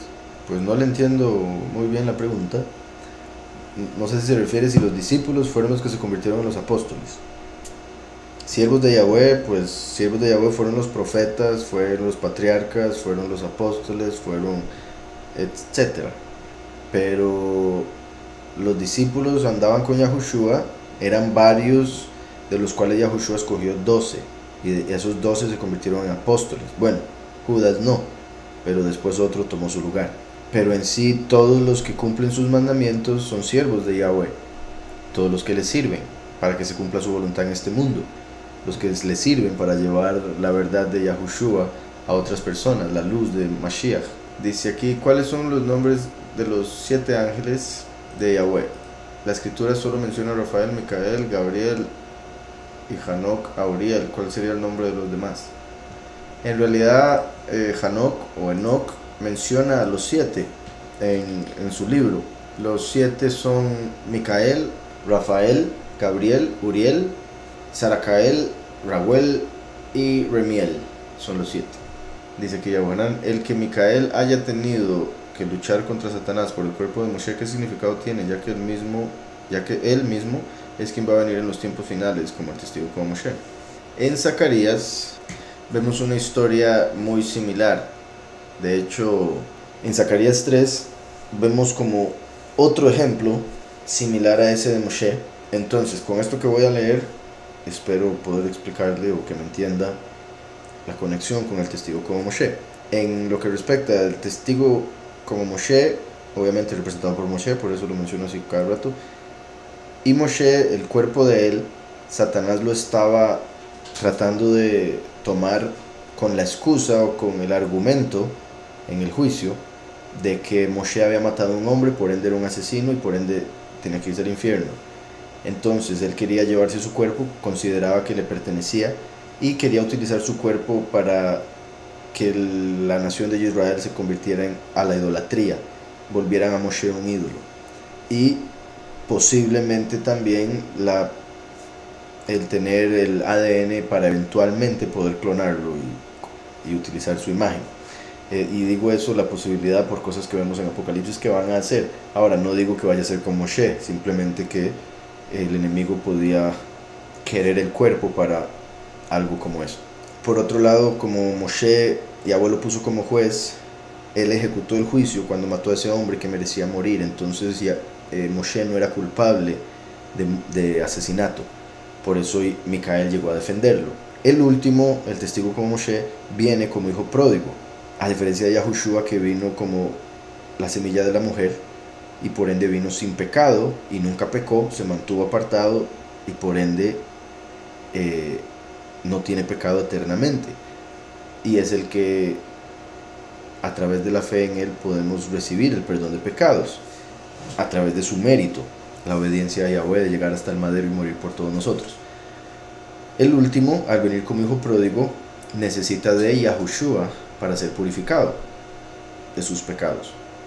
Pero entonces ahí Yahushua está actuando como Micael, defendiendo al último como Moshe, y no permitiendo que el enemigo que lo acusa por venir como hijo pródigo, por pecado que tenga, lo acusa y se lo quiere llevar con él.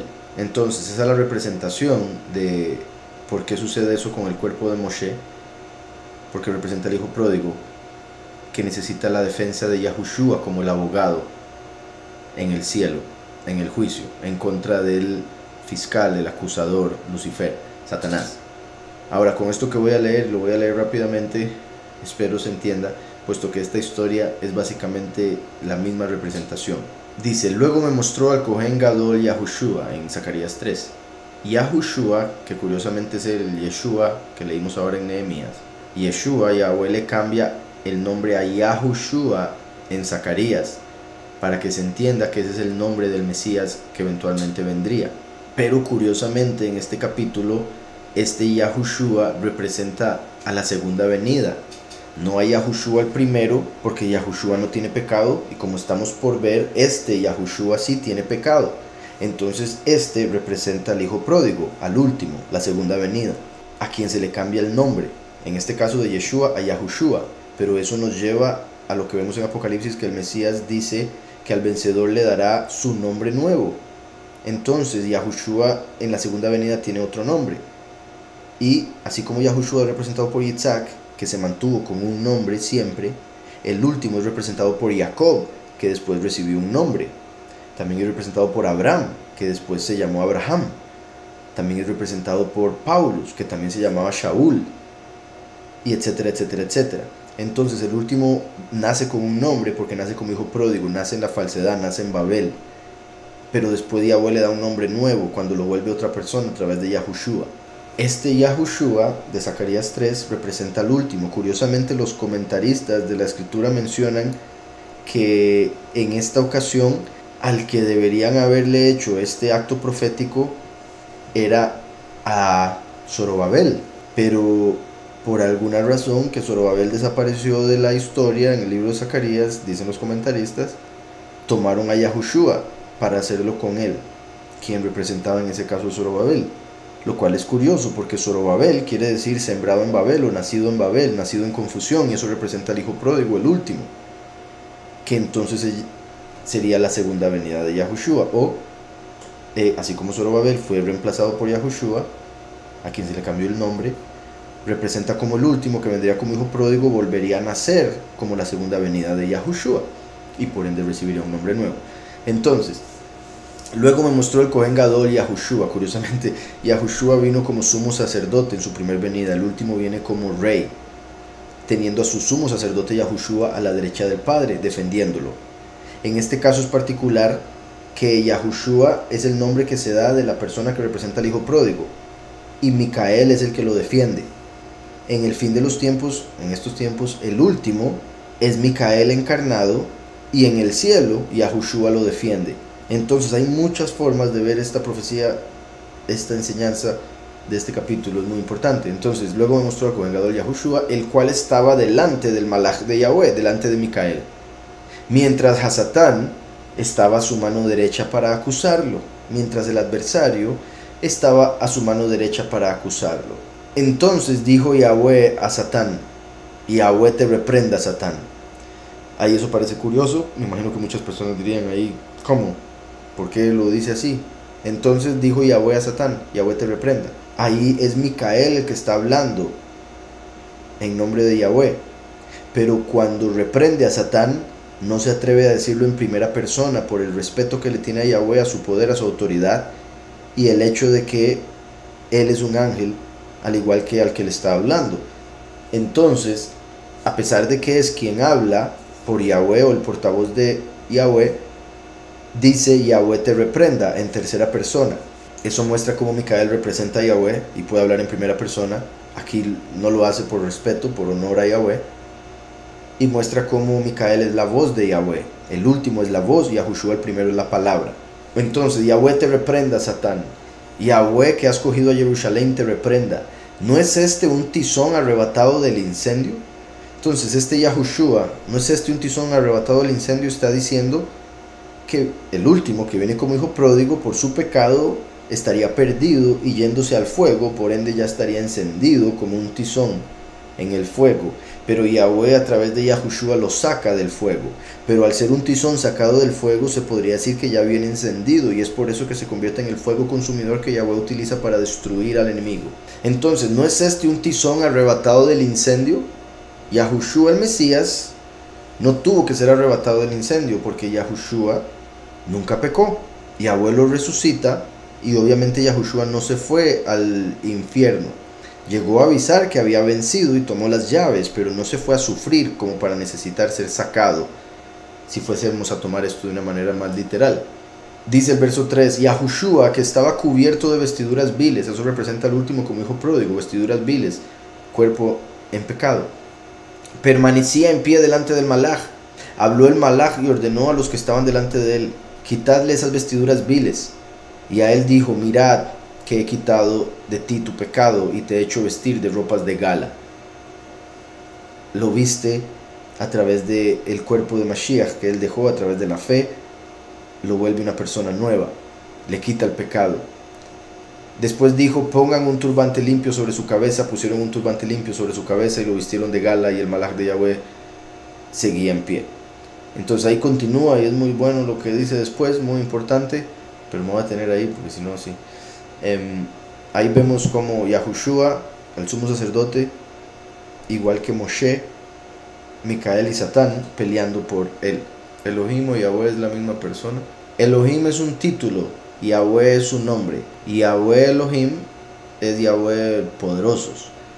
Entonces Elohim se aplica para Yahweh como título, pero el título también ha sido utilizado y aún en la escritura para referirse a los ángeles y a jueces también, como lo mencioné ahora. Entonces, como es un título, no solo se refiere a Yahweh, pero Yahweh es un nombre, solo se refiere a él. Dice: los reyes magos, ¿qué oficio tenían? La magia. En realidad no eran magos, como se lo imagina la mayoría de la gente, eran sabios del oriente. Pues de fijo sí tenían sabiduría con respecto a esas cosas, pero mi punto es que aparecen como los sabios del oriente y me dijo qué oficio tenían. Se dedicaban a aprender y por eso tenían conocimiento de que cuando saliera una estrella en X lugar, en X tiempo, según lo que había profetizado Daniel, y ellos eran de la misma escuela que Daniel había establecido, entonces sabían que cuando eso sucediera el Mesías, el rey de los Yahudim, habría nacido y por eso fueron a buscarle para conocerle. Entonces se dedicaban a aprender diferentes ramas de sabiduría. Dice, ¿es cierto que el bautismo reemplaza la circuncisión? No, la circuncisión espiritual reemplaza la circuncisión carnal. El bautizo espiritual reemplaza el bautizo literal. Por eso Juan el Bautista dijo, yo os bautizo en agua, pero viene uno que os bautizará en espíritu y en fuego. Entonces, ahí él mismo estaba diciendo, la inmersión en agua es una representación de la inmersión en espíritu que van a recibir a través de Yahushua. Y ahí mismo entendemos entonces las cosas de lo físico, como la circuncisión, en realidad son una representación de algo espiritual, ¿verdad? La circuncisión del oído y la circuncisión del corazón, que se refiere a apartarse de la mentira, como las doctrinas falsas, y apartar el corazón de los deseos de la carne. Dice, escuché de un católico y de ahí justifica el bautismo de bebés. Nada que ver. Apoyándose en Colosenses 2, 11 y 12. ¿Podría explicar al respecto? Bendiciones. Colosenses 2, 11 y 12. Dice, en él también fuisteis circuncidados con circuncisión no hecha por mano de hombre. O sea, fuisteis circuncidados espiritualmente a través de la fe en Yahushua. Si no, dice, en él también fuisteis circuncidados con circuncisión no hecha por mano de hombre, sino por la circuncisión de Mashiach. Porque Mashiach, Yahushua, fue circuncidado según la letra, según la carne, en el 8º día. Por ende, a través de nuestra fe en él y vestirnos de él, como Yahushua fue vestido de ropas de gala después de que le quitaran las ropas viles, cuando nos vestimos de Yahushua tenemos la circuncisión de él. Y por ende circuncidamos a través de su espíritu el oído y el corazón, que es el punto principal. Entonces, si no por la circuncisión de Mashiach, en la cual sois despojados de vuestra naturaleza pecaminosa, ¿verdad? Porque en la circuncisión literal se quita un pedazo de carne y no cambia nada en la mente, no cambia nada en el corazón. A través de recibir a Yahushua es que somos circuncidados de la mentira del mundo y de los deseos de la carne, en el sentido de que entendemos y nos separamos como para ya no ser esclavos de la misma.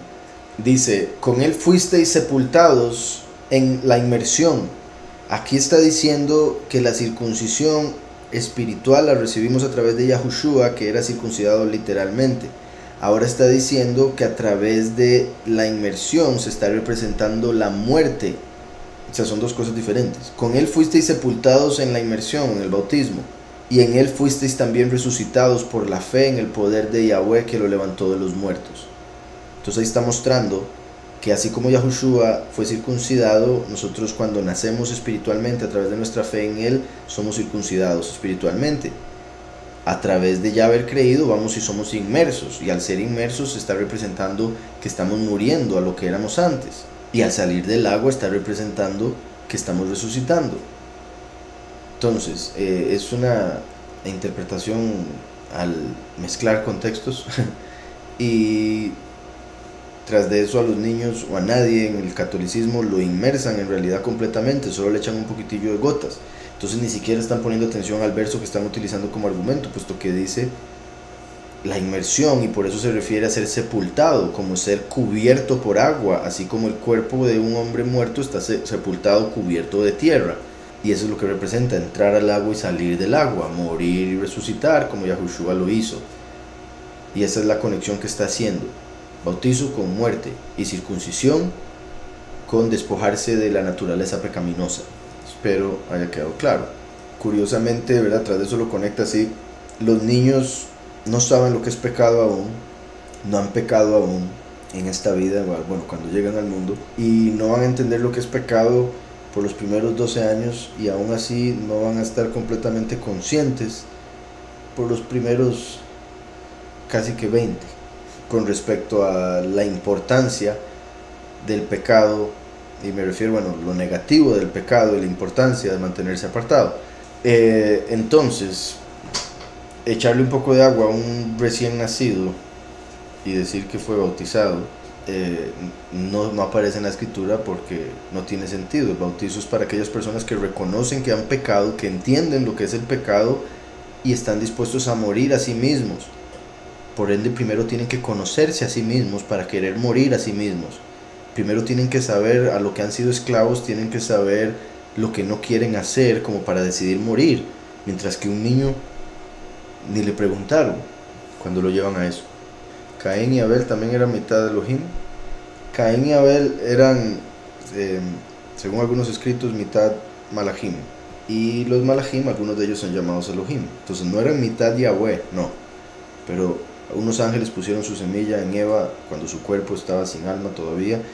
Y cuando Eva ya llegó a ser viva, tuvo a Caín y Abel, y estos venían de esas semillas que habían sido puestas en ella. Dice, Metatron es una figura geométrica. No, pero a Metatron lo dibujan en una Merkabah, y la Merkabah la dibujan como una estrella de 6 picos de una dimensión más elevada, en la cual se ve una forma muy particular que se llama similar, pero no es Metatron. Pero no, Metatron es el nombre de un malaj. Dice Filipenses 4:7, la shalom que sobrepasa todo entendimiento. Así es, hermano, no sé si era nada más, bueno, pero lo voy a leer de todas maneras. Y la paz de Yahweh, que sobrepasa todo entendimiento, guardará vuestros corazones y vuestros pensamientos en Mashiach Yahushua. Muy importante, lo que hablaba ahora con respecto al temor, ¿verdad? Yahweh guardará vuestros corazones de todo miedo a través de esa paz que viene de Yahweh, que sobrepasa todo entendimiento. Dice, hola, después de que pase esta tierra y vayamos con el Padre, nunca más habrá algo parecido a nosotros como lo conocemos. No sé a qué se refiere, porque vamos a seguir existiendo, entonces vamos a seguir existiendo nosotros. No sé si se refiere que después va a haber otro mundo similar a este. No, nunca más. Todos los que hayan pasado la prueba, por decirlo así, van a poder pasar al otro mundo que es eterno. Y en ese mundo quizá no todo parece indicar, Yahweh nos va a dar la capacidad de hacer mundos, puesto que Yahweh es creador y nos hizo a su imagen y semejanza. Pero no quiere decir eso que vayamos a crear pecado o vayamos a crear maldad, que quede claro eso. Entonces el único mundo o realidad en la que existiría el pecado y la maldad sería en este, porque es el primero.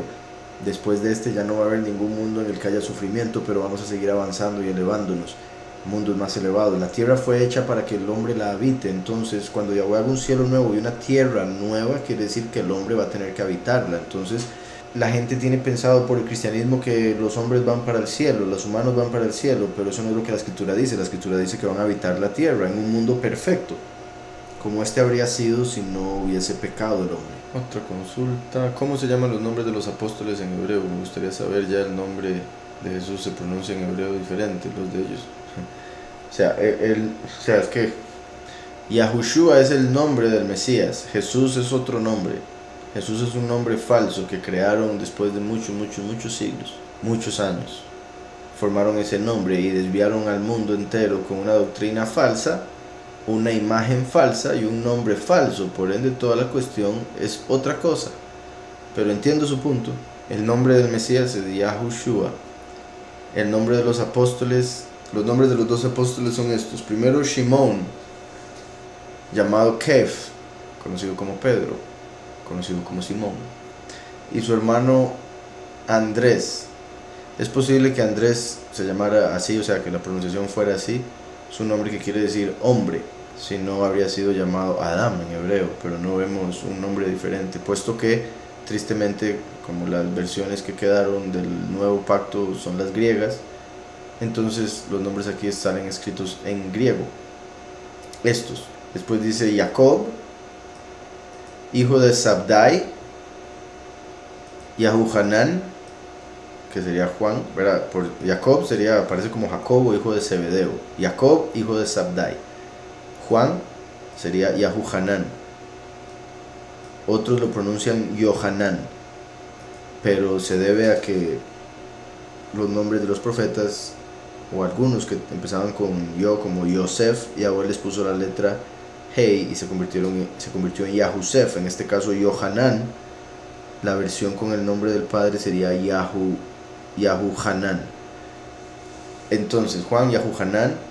Felipe es Filipos. Bartolomé es Bartalmai, que ese es nombre arameo. Filipos es griego. Andrés es griego. El resto han sido hebreos. Tomás, conocido como Tomás, que quiere decir gemelo en hebreo. Matidyahu, conocido como Mateo, que quiere decir regalo de Yahweh. Y Jacob, bueno, ¿verdad? Jacob, que también algunos lo ponen como Santiago, por si algo. Jacob, hijo de Alfaios, pero en realidad es de origen hebreo. Sería Jacob, hijo de Heilef. Entonces Jacob, hijo de Heilef, y Lebayot, que es hombre de corazón. Lev es corazón en hebreo. Tadayos, de corazón grande. Entonces su nombre en hebreo era con Lev en su nombre, pero lo llamaban también con un nombre griego que significaba lo mismo. Tadayos. Antes de nada más, dice Proverbios 27, 13 y 14. Responder, por favor, digo explicar. Dice: quítale su ropa al que salió fiador por el extraño. El que sale fiador por un extraño, le van a terminar quitando todo lo que tiene. Ni siquiera es aconsejable ser fiador por un conocido, menos por un extraño. Entonces por eso es el punto, es sabiduría que se da en estos versos de Proverbios. Y toda persona que ha cometido el error de volverse fiador en algún préstamo o algo así, se ha dado cuenta. Y bueno, obviamente no absolutamente todos, porque bendito Dios, hay personas justas y personas que son buena paga y cosas así, pero de todas maneras los bancos son unos ladrones. Entonces aún gente que es buena paga llega a estar en problemas y el fiador llega teniendo problemas. Entonces es muy común, y por eso Shlomo aquí lo explica, que el que fíe, el que sea fiador, termine pagando por aquel a quien fió. Entonces quítale su ropa al que salió fiador por el extraño, y al que fía a la mujer ajena, tómale prenda. Y al que fía a la mujer ajena, tómale prenda, ¿verdad? Conectado con obviamente las doctrinas falsas, que son como prostitutas por las que se paga, y obviamente conectado también con adulterio. Al que fía a la mujer ajena, tómale prenda, que es como diciendo, cualquiera que fíe a la mujer de otro, pídale prenda, porque de fijo no va a pagar él por nada, puesto que está dando la de otro, no está dando la mujer propia, por ejemplo, en este caso. A quien de madrugada bendice en alta voz a su amigo, por maldición le será contada, o por maldición se le contará. Quiere decir que debemos amar al prójimo como uno mismo, hacer con otros como le gustaría que hagan con uno. Entonces, si uno está durmiendo, no le gustaría que llegue nadie a despertarlo haciendo bulla, por más que le venga diciendo te amo, te bendigo, o lo que sea que diga. Entonces, por más que venga de madrugada, por más que venga bendiciendo, por venir en un tiempo que no debe, que no es adecuado, y despertar a una persona, aunque sea esa persona la que está bendiciendo, en realidad Yahweh le tomará eso por maldición, porque no está pensando en la persona, está pensando en sí misma, está pensando en la idea que se hizo de lo que va a recibir por traer esa supuesta bendición, pero en un tiempo que no se debe. Entonces, por decirlo así, una bendición en un tiempo inadecuado puede convertirse en maldición. En este caso, como decía, el punto es, si uno sabe lo valioso que es el descanso, lo que se siente estar dormido y que lo despierten, entonces uno debería respetar el sueño de las otras personas. Y ese es el punto. A quien de madrugada bendice en alta voz a su amigo, por maldición se le contará. Si de madrugada llega donde su amigo y lo ve dormido y lo bendice en voz baja para no despertarlo, bendito Yahweh, porque está orando por su amigo. Su amigo no se está dando cuenta, pero Yahweh lo va a bendecir a su amigo y a usted, porque el punto es la bendición, no que la persona se dé cuenta. Pero si lo hace en voz alta es para despertarlo y para hacerse pasar por el muy amigo, el muy bendito. Me ponen por acá: ¿cuál es la diferencia del espíritu y la conciencia? No sé si se refiere a la conciencia en el sentido de lo que nos dice que estamos haciendo mal y así. De ser así, pues, o sea, depende cómo lo ponga, porque se podría decir que el espíritu actúa como conciencia, entre otro montón de cosas que hace. Entonces, el punto sería que cuando hacemos algo malo, el espíritu se siente mal y nos hace sentirlo, nos hace percibir cómo el espíritu está inconforme con lo que estamos haciendo, con la forma en que estamos actuando. Ahora, no, sí, me imagino que se refiere a ese tipo de conciencia, no la conciencia como de ser conscientes de la vida, de quién somos, demás. En todo caso sería a través del espíritu que recibimos también ese tipo de conciencia. Por otro lado, también hay que tener claro que en el corazón está la inclinación al bien y la inclinación al mal. Entonces, por la inclinación al mal es que nos sentimos mal, bueno, cuando hacemos lo bueno, y por la inclinación al bien nos sentimos mal cuando hacemos lo malo.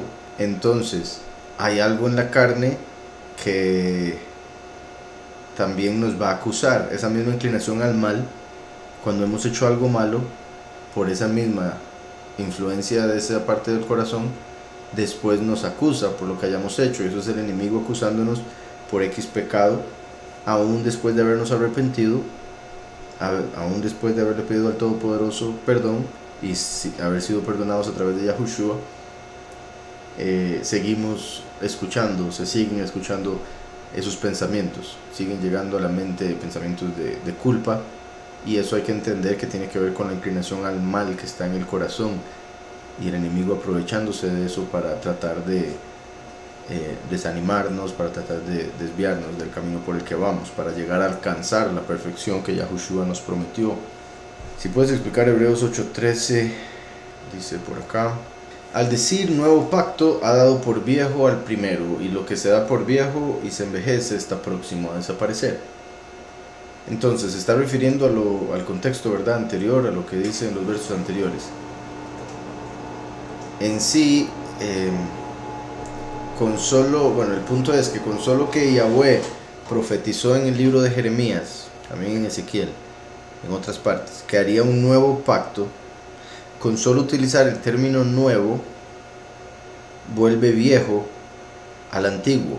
Si nunca hubiese mencionado que haría un nuevo pacto, nunca hubiésemos sabido que el otro se haría antiguo, hubiese permanecido eternamente. Pero como dice también a través de los profetas de Yahweh, el pueblo lo hizo inválido ese pacto. Eso quiere decir que era temporal, porque podía invalidarse a través del libre albedrío de los hombres. Entonces Yahweh dice: haré un nuevo pacto eterno para perdonarnos por el pecado de invalidar el primer pacto. Entonces, con solo Yahweh decir que haría un nuevo pacto, deja claro que el pacto que existía hasta el momento se convertiría en viejo una vez que llegara el nuevo. Y el término viejo hace alusión a algo que va a pasar eventualmente, porque se conecta con el tiempo, y la realidad del tiempo es obviamente temporal, va a pasar. Entonces, al decir nuevo pacto, ha dejado por viejo al primero, y lo que se da por viejo y se envejece está próximo a desaparecer. Entonces la Torá interpretada según la carne, según la letra, va a desaparecer eventualmente, porque es la interpretación vieja la que llevó a rechazar a Yahushua HaMashiach, quien nos da el espíritu para poder entender la verdadera interpretación a través del nuevo pacto. Entonces, espero con eso quede claro. Mi pregunta sería: ¿Yahushua murió en una cruz o solo en un madero? Shalom. Bueno, la cruz sería de madera, por ende califica como madero. El punto y la razón por la que yo utilizo madero en vez de cruz, por un lado es porque el aspecto negativo de la cruz es que es un símbolo de adoración a Tamuz. Es un símbolo que utilizaban como ídolo. Entonces, tristemente lleva a las personas al pecado. Pero madero viene de eitz en hebreo, que es lo que aparece en Deuteronomio acerca de las personas colgadas de un árbol, colgadas de un madero. Es la misma palabra en hebreo, árbol o madero. Entonces, Yahushua cumplió la profecía al ser colgado en madera. Cumplió la profecía de un hombre colgado del madero. Curiosamente, en el alfabeto hebreo, en el pictográfico, el Aleph Bet pictográfico, que son básicamente imágenes que representa cada letra, o sea, se podría decir que es el alfabeto más antiguo en lo que respecta a lo carnal, lo humano. El pictográfico, en el cual por ejemplo, la Yud es un brazo con todo y la mano. La Hey es un hombre levantando los brazos, como llamando la atención. La Vav es un clavo. Entonces en el nombre Yahweh, por ejemplo, se puede ver que el brazo de Yahweh, he aquí, se volvería un hombre para llamar la atención de los humanos hacia la verdad, y sería clavado para ser una señal y traer testimonio en la segunda venida también, puesto que aparecen dos hombres levantando los brazos en Yahweh. Entonces hay varias formas de verlo. También se puede ver como he aquí el brazo, he aquí la mano, he aquí que es clavada. El nombre Yahweh, en el nombre Yahweh vemos eso. Ahora bien, con esto que me estaba preguntando por acá, en el Aleph Bet pictográfico, curiosamente la última letra que representa el fin, cuando ya se completan las cosas, como cuando Yahushua dijo consumado es, curiosamente la forma de la última letra del Aleph Tav es una cruz. Entonces eso indica que el plan de Yahweh sería completado en una cruz, pero de madera, que en hebreo sería llamado eitz, madero. Entonces también, ¿verdad? Se sabe que en Roma acostumbraban utilizar esa forma de sacrificar a la gente.